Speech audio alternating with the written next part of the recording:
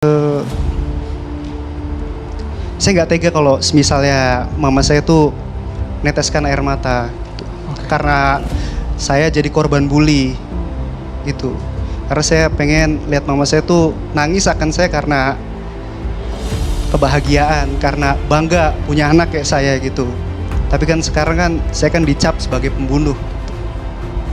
Bu Ayu. Iya, terima kasih.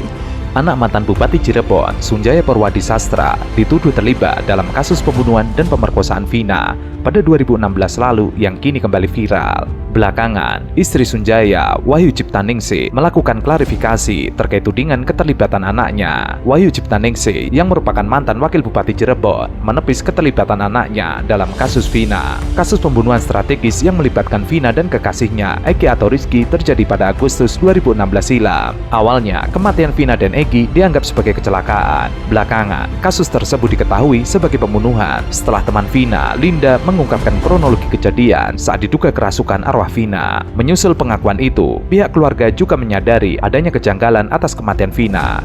Keluarga menemukan ponsel dan kendaraan Vina tidak rusak meskipun disebut terjadi kecelakaan parah. Keluarga Vina lantas melaporkan kasus ini ke polisi. Setelah melalui penyelidikan lebih lanjut, ditemukan bahwa kematian Vina bukanlah kecelakaan. Berdasarkan hasil penyelidikan polisi dan informasi dari situs Humas Polri, Vina dan Egi ternyata menjadi korban pembunuhan dan pemerkosaan oleh 11 anggota geng motor. Mereka disiksa dan Vina diperkosa secara bergilir sebelum ditemukan tewas pada 28 Agustus 2016 di Jalan Perjuangan depan SMP 11 Kali Tanjung, Cirebon. Sebanyak 8 dari 11 pelaku sudah ditangkap dan dijatuhi hukuman seumur hidup. Satu pelaku yang masih di bawah umur dihukum 8 tahun penjara. Salah satunya ya, benar kata mama, dibully dan dijauhi oleh teman-teman saya.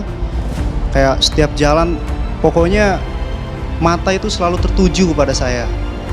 Kayak saya setiap jalan keluar, ada yang nanyain, ada yang neriakin, "Woi pembunuh, woi inilah." Ya kayak seperti itu. Ada beberapa yang saya tanggepi, ada juga yang tidak gitu. Kalau yang memunculkannya siapa yang pertamanya saya tidak tahu sama sekali. Tapi pada saat itu teman saya ngirimin link dari medsos, baik TikTok maupun Instagram. Lu viral nih Ram, kata ya. Ada yang nyangkut pautin lu karena lu sebagai diduga sebagai pembunuh. Tapi saya menyikapinya, udahlah biarin aja, udah biasa kayak gitu mah. Paling juga nggak akan viral gitu. Itu mah cocokologi aja, saya bilang kayak gitu. Sementara itu, 3 pelaku pembunuhan Vina lainnya masih buron hingga saat ini. Setelah kasusnya viral, Polda Jabar dan Polres Cirebon kembali melanjutkan pencarian ketiga pelaku pembunuhan Vina. Pelaku yang dicari adalah Dani, Andi, dan Egi alias Peggy atau Perong. Meskipun tidak rinci, ciri-ciri ketiga pelaku yang masuk dalam daftar pencarian orang atau DPO telah diumumkan di Instagram. Andi dan Dani, 2 dari 3 pelaku pembunuhan Vina yang masih buron, dikaitkan dengan anak mantan Bupati Cirebon. Berkaitan dengan itu, ibu dari anak Bupati Cirebon, Wahyu Ciptaningsih, angkat bicara membantah keterlibatan anaknya terhadap kasus tersebut. Klarifikasi ini disampaikan dalam acara Catatan Demokrasi TV One. Awalnya saya lihat di TikTok, penontonnya cuman 100, ya nggak akan viral juga, nggak akan meledak juga gitu. Saya diemin 2 hari, 3 hari, kok tiba-tiba ada yang DM, "Weh pembunuh, klarifikasi dong," katanya gitu. Terus di TikTok saya lihat udah 1 juta, udah 100.000 yang lihat, dan nambah liar aja gitu. Mbak Vina dan 2016, betul yang mama saya sampaikan, saya masih SD. Dan bahkan ada satu akun TikTok itu, ya mungkin lucu ya, ada yang ngotot banget gitu loh. Ada yang ngotot banget bilang kalau ya mungkin ini anak SD jadi ketua geng motor gitu. Anak SD mana yang jadi ketua geng motor gitu loh. Kaki saya aja belum nyampe buat nyetang motor gitu. Jadi nggak masuk akal sama sekali gitu loh. Dalam berita yang beredar, anak Bupati Cirebon yaitu Ramadhani Porwadi Sastra dituding adalah pelaku pembunuhan tersebut. Ramadhani kemudian menegaskan bahwa dirinya dan keluarganya tidak ada kaitannya dengan kasus Vina Cirebon. Ia juga menyatakan bahwa tidak ada yang bernama Dani atau Andi yang berada dalam daftar DPO. Ia juga menyatakan bahwa nama Dani dan Andi yang ada dalam daftar DPO bukan dirinya. Ia mengklarifikasi perihal kasus Vina yang sedang hangat, bahwa dirinya tidak ada sangkut pautnya sama sekali dengan kasus tersebut. Saya nggak tega kalau misalnya mama saya tuh meneteskan air mata gitu. Karena saya jadi korban bully gitu. Karena saya pengen lihat mama saya tuh nangis akan saya karena kebahagiaan, karena bangga punya anak kayak saya gitu. Tapi kan sekarang kan saya kan dicap sebagai pembunuh. Bu Ayu. Iya, terima kasih. Warganet dinilai salah sangka karena dirinya ada kemiripan dengan DPO kasus Vina. Ia juga menyatakan keprihatinannya atas kasus Vina dan mengajak seluruh masyarakat untuk mengawal kasus tersebut. Ia lalu mengatakan bahwa pada tahun 2016 dirinya masih SD dan saat itu sedang melakukan hajatan sunat. Ia lalu mengaku bahwa dirinya belum bisa naik motor sehingga tidak mungkin menjadi anggota geng motor yang memperkosa dan membunuh Vina. Kapan saya baru bangun tidur sore main ke rumah nenek saya. Ada adiknya si Eka Sandi. Eka Sandi itu paman saya yang di dalam.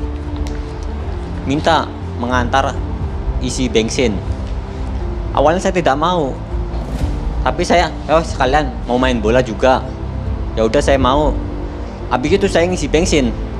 Selesai ngisi bensin, motornya pun minta dikasihin ke Eka Sandi. Eka Sandi ada berada di SMP 11. Pas saya mau ngasihin, golongan Eka Sandi yang lainnya udah ditangkap. Saya nyamperin situ tanpa penjelasan apapun, saya juga ikut ditangkap. Nyamperin pamannya Saka. Iya. Oke. Seorang pelaku kasus Vina akhirnya buka suara bahwa dirinya adalah korban salah tangkap yang dilakukan oleh aparat. Ia mengaku mendapatkan penganiayaan dari oknum aparat kepolisian. Ia lalu bercerita terkait dengan kronologi kejadian dirinya ditangkap oleh aparat kepolisian. Tanpa ada penjelasan apapun, Tanpa penjelasan apapun. Sakat sempat membantah waktu di TKP, Pak saya nggak bersalah atau apa? Ada kalimat-kalimat tersebut yang keluar? Saya pernah bertanya, Pak, salah saya apa? Nggak ada keterangan apapun, langsung dibawa. Langsung dimasukin ke mobil. Setibanya di kantor polisi, Langsung ada dibawa. keterangan-keterangan, ada penjelasan. Nggak ada. Saat itu Langsung Saka dibawa. berumur berapa saat itu Saka? Waktu itu 15 tahun. Awalnya, ia diminta oleh salah seorang keluarganya untuk membeli bensin. Namun saat tiba di rumahnya, sudah banyak aparat kepolisian yang sedang menunggu dirinya. Ia lalu mendatangi kerumunan tersebut. Tidak berselang lama, ia langsung ditangkap oleh aparat kepolisian. Tentu saja ia sangat kaget karena ia tidak tahu apa penyebabnya dan ia tidak ditanya oleh aparat kepolisian tersebut. Saya mengaku karena udah nggak kuat tahanan tubuh orang juga dipukulin sama orangnya. Dipukulin, sekuat-kuatnya orang dipukulin, disetrum, diinjak-injak, disiksa. Tahanan tubuh orang itu beda-beda. Saya udah nggak kuat, udah nggak bisa nahan lagi. Saya juga udah pasrah. Berkali-kali, berhari-hari, atau seperti Tiap apa? hari kayak gitu terus. Tiap pagi juga tiap apel propos dipukulin sama polisi.